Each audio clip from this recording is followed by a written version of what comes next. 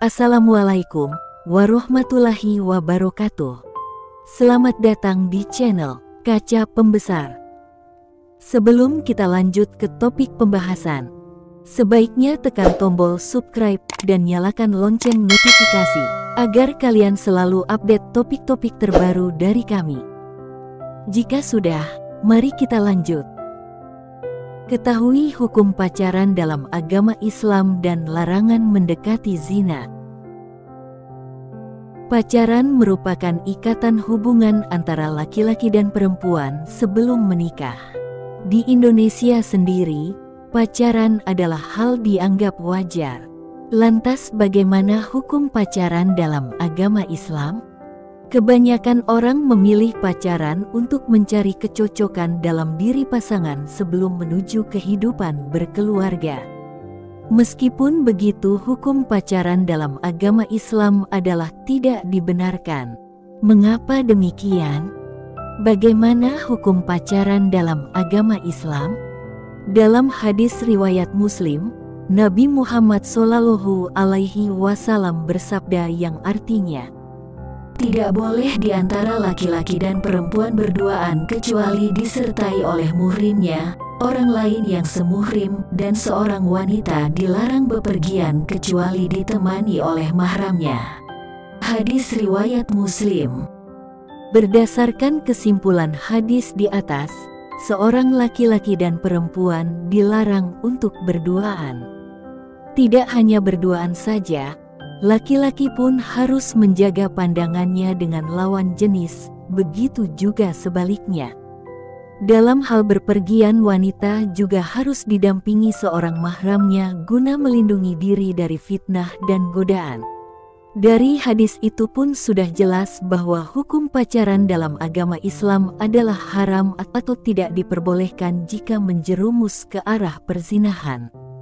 Diketahui pacaran sendiri merupakan budaya barat yang kemudian ditiru oleh negara-negara lain termasuk Indonesia. Di agama Islam sendiri tidak ada landasan Al-Quran dan hadis yang mengajari untuk pacaran.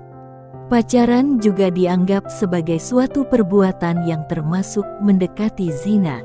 Allah Subhanahu wa Ta'ala dalam Al-Quran Surah Al-Isra ayat 32 berfirman yang artinya, "Dan janganlah kamu mendekati zina, sesungguhnya zina itu adalah suatu perbuatan yang keji dan suatu jalan yang buruk." Quran Surah Al-Isra ayat 32.